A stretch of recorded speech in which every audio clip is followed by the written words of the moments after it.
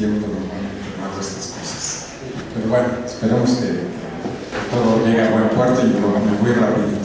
Bueno, aprovecho de que ya vieron los antecedentes de la décima para no hablar de eso, y nos vamos a esta parte en la cual la décima culta baja a los rasgos populares, ¿no? Que además la décima siempre se queda ahí como que a la mitad, ¿no? Como que es como el más popular de los géneros cultos y el más culto de los géneros populares, ¿no? Anda como que ahí siempre a la mitad, pero en toda América pues lo recuperan las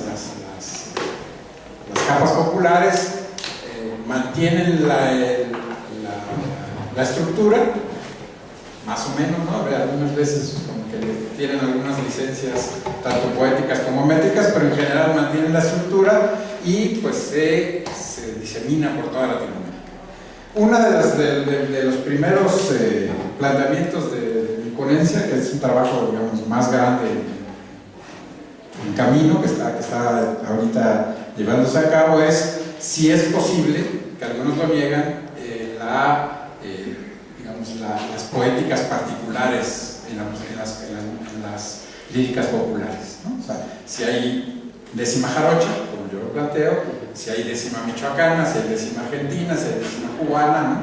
Yo creo que sí, aunque mis limitaciones puedan llevar a pensar que no. O sea, yo creo que sí lo hay, y hay ciertos rasgos, no nada más en el lenguaje, que sería uno de los más sencillos de entender, ¿no? O sea, que hay los localismos aparecen evidentemente, pero también en ciertos tonos y en ciertas temáticas, a pesar de que la estructura es exactamente la misma o muy cercana en todos lados, hay una parte de lo que se podría llamar un etos jarocho, ya he hablado de las décimas que a nosotros nos corresponden, que nos hacen pensar que sí hay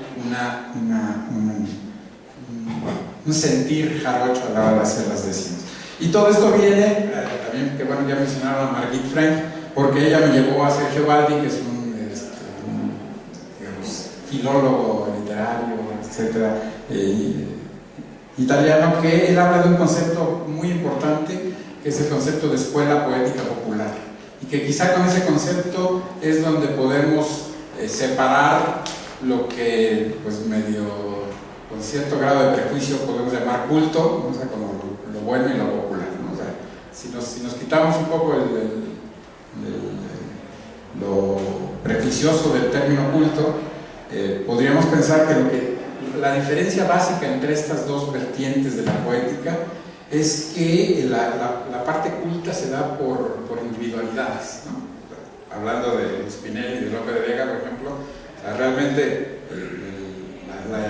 la décima Spinella se popularizó por Lope de Vega, no por Spinelli, ¿no? Entonces el estilo, la forma de hacer de Lope de Vega es lo que se nos queda. En cambio, lo popular, esta poética se forma por escuelas, por colectividades, por comunidades, ¿no?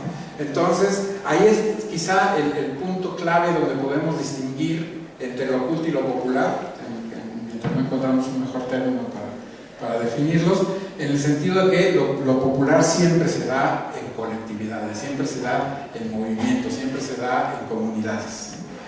Y lo mismo pasó con la décima jarocha. La décima jarocha pues, ha existido, cuando menos por los últimos 2 siglos, en el sotavento veracruzano, y parte de Oaxaca y parte de Tabasco, que es la parte de la región cultural que alberga a lo jarocho, pero estaba pues, básicamente languideciendo con todo el son jarocho, ¿no? Exceptuando una vertiente que se fue a la Ciudad de México y tuvo éxito cuando estaba Miguel Alemán en el poder y luego Ruiz Cortines, a los veracruzanos allí.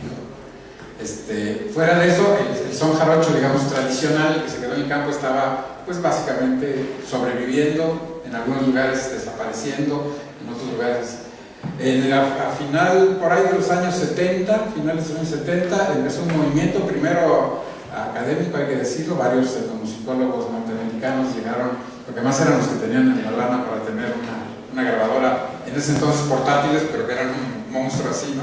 Que había que subir a la camioneta. Entonces, ellos anduvieron grabando, no nada más en Veracruz, sino en muchos lados. Entonces, estas grabaciones salieron en un disco del Instituto Nacional de Antropología y se empezó a forjar lo que ahora conocemos como movimiento jaranero, que es un movimiento de reivindicación de toda la música tradicional del sotavento, obviamente el son jarocho hasta la punta. El movimiento momento empezó un número importante de decimistas a aparecer, la parte de la versada, que así le llamamos nosotros al cúmulo de versos de la tradición. Parte de la versada jarocha incluía la décima, pero en este papel medio entre culto y popular, la décima como que se despegó y formó paralelamente al movimiento jarnero algo que podríamos llamar un movimiento decimero. La palabra decimista no les gusta mucho a los decimeros del Sotavento, porque es un poco como la diferencia entre bailarín y bailador, ¿no? O sea, los bailadores populares prefieren bailador, bailarín parece de esos de tutú. Igual pasa con la décima, o sea, ellos prefieren llamarse decimeros y no decimistas, como decimistas tienen un grado ahí de fineza que ellos no quieren tener. Entonces se vuelve realmente un movimiento literario popular, ¿no? O sea, a partir de este movimiento jaranero, después el movimiento decimero, hay realmente un boom, un despegue de la práctica de la décima popular. Yo me atrevo a decir que actualmente se escriben, y no estoy exagerando, cientos de décimas todos los días, ¿no? A todo lo largo del Sotavento, ¿no? Claro, diferentes niveles de calidad, algunas pues muy derivadas de otras realmente casi geniales, ¿no? O sea, pero todo el rango intermedio. Con un respeto todavía por la oralidad. O sea, la décima jarocha sigue siendo oral, a pesar de que ahora se escribe mucho más de lo que se escribía antes, se publica mucho más de lo que se publica antes, el fin último siempre es oral, ¿no? O sea, alguien que hace un libro de décimas no lo piensa sino para decirlo, y la décima se consume a partir de la oralidad. Claro, una oralidad un poco más compleja, un poco más ampliada ahora que tenemos Facebook, ahora que tenemos Internet, tenemos YouTube, etc. Todo eso forma parte, ¿no? Hay canales de Facebook dedicados al repentismo, o sea, a la improvisación en línea, ¿no? Unos van aventando cosas y el otro improvisa al mismo tiempo, etc. Realmente se utilizan todos los recursos posibles dentro de los recursos que nos ofrece la vida contemporánea. Es el único problema, y eso lo empezamos a ver ya después de algunos años de empezado el movimiento, es que este movimiento decimero era demasiado serio, ¿no? Empezaban como que empezaron a cantar al terruño. Quizá era necesario en esa primera etapa para que los tomaran en serio a cantar al terruño. Obviamente había décimas de amor, había décimas dedicadas a gestas históricas, etc. Pero como que no aparecía esa otra parte que nosotros creemos indispensable de lo jarocho, que era la irreverencia, la picardía, todas esas cosas. Entonces un grupo de nosotros, yo también soy decimista, me incluyo ahí, pues, decidimos realizar hace ya 12 años un foro que en la primera edición se llamó Foro de la Décima Irreverente y Respetuosa y Clandestina. Que yo creo que a todo el mundo le dio flojera y al final ya todo el mundo nos lo menciona como décima irreverente, y así se ha quedado casi como un subgénero de la décima, y que nos dedicamos precisamente a rescatar en ese sentido lo que se había hecho antes, porque empezamos a rascar y nos dimos cuenta que la mayoría de los decimistas o decimeros, por más serios que fueran, tenían su guardadito, que nada más decían pues entre los cuates, con unas copas, ¿no? En la cantina, etc. Pero no, obviamente no la podían decir en la plaza pública, en un encuentro, en un concierto, etc. Entonces todos tenían ahí su guardadito, y el foro fue precisamente una idea entre académica y lúdica de empezar a rescatar esas cosas, ¿no? Nos empezamos a dar cuenta de muchísimas contribuciones. Por ejemplo, de las primeras que descubrimos era un decimista tlacotalpeño que se avecindó en Tierra Blanca hablando de lo jarocho. Esa es una décima que ya tenía desde hace muchos años, pero resurgió en este foro, que decía: cuando escucho una jarana y el bordón de un arpa vieja, clarito siento en la oreja la emoción que se desgrana. Y es que la veracruzana es música tan bonita que con 2 o 3 tablitas y el compás del corazón se puede tocar un son que hasta lo pendejo quita. Lo cual nosotros decimos que es cierto, nada más que en pequeñas dosis se va quitando un poquito lo bruto, ¿no? Pero bueno, eso es. Y empezamos a descubrir, por ejemplo, el cronista de la ciudad de Veracruz, Francisco Rivera Ávila, que la gente conocía como Paco Píldora porque fue boticario en sus inicios. De hecho, sí, una vez hablé a su casa y pregunté, se me hizo feo preguntar por Paco Píldora, pregunté por Francisco Rivera. Silencio. Era uno de sus nietos, entonces se oyó así como, ¡ah! Paco Píldora. Entonces, Paco Píldora, que era el cronista, hizo hace muchos años también una décima que se llamó, que bueno, que decía, hablaba de una muchacha que salió con su domingo 7, que decía, quedó encinta Manuela por comerse un bolobán. Todos culpaban a Juan, hasta la mismita abuela, y se formó tal secuela al averiguar quién sería, que dijo Juan a la porfía, yo no le toqué ni un pelo, y de atrás gritó el abuelo, bravo Juan, qué puntería. Y entonces empezaron a llegar, realmente empezaron a llegar, uno que nos dio mucho gusto porque era uno de estos, nosotros le llamamos así sus poetas serios, ¿no? Porfirio Rosado, que era incluso varios, tenía varios reconocimientos, ¿no? Hablaba mucho de Tlacotalpa, de las mujeres, etc. Pero un día llegó, así que decimos ahí con Porfirio aquí, ¿no? En el foro, y echó esta joyita que pues, quiero compartir con ustedes, no me la sé. Cuando pasas a mi lado me funciona un desespero, siento casi que me muero, de ti estoy enamorado. Muchas veces te he soñado, me ignoras, me desespera, inalcanzable quimera, hoy te vengo a suplicar, si no me lo quieres dar, déjame olerlo siquiera.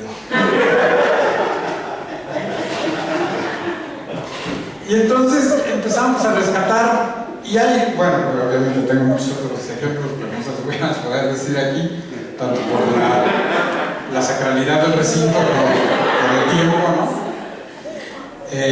Uno de esta nueva generación de cineastas.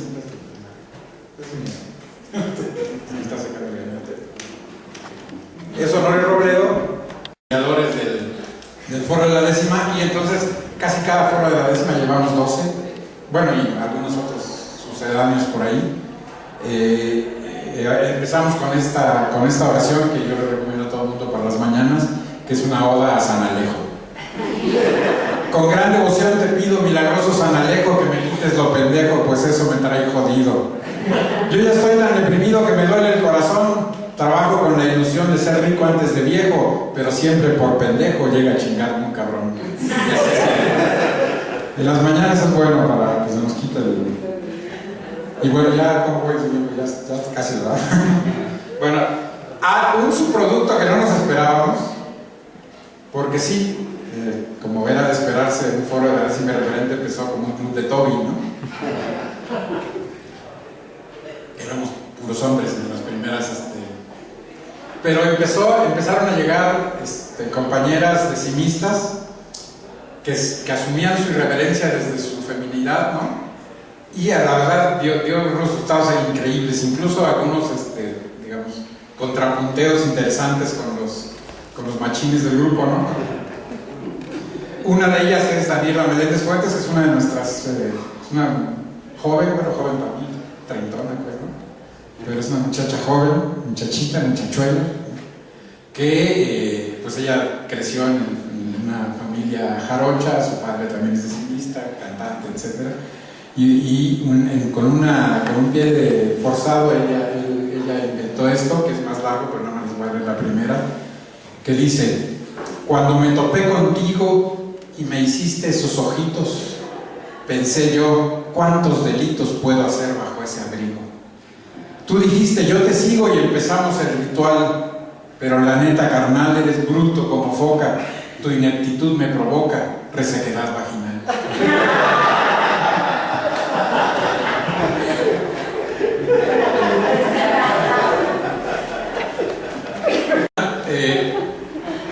Sí me interesa, bueno, me interesa desacralizar lugares, pero parte de lo que estamos haciendo es darle el lugar tanto físico que se merece la décima referente. Por eso hicimos el foro, porque no lo podemos decir en muchos lados, ahora sí que nos reunimos en lo oscurito a decir nuestras cochinadas, ¿no? Pero al mismo tiempo darle la importancia que se requiere dentro de nuestra tradición jarocha de la décima.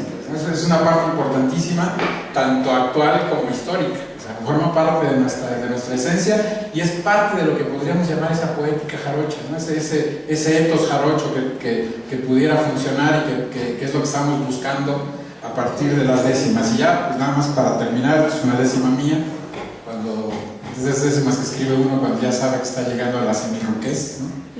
Entonces dice: te juro, linda muchacha, que aunque me veas medio ruco, me funciona el ceboruco, pues me encuentro en buena racha. Y aun cuando se me agacha de vez en cuando el goloso, nunca me pongo nervioso, ni mucho menos me amarga, pues me dicen lengua larga y no es por ser mentiroso.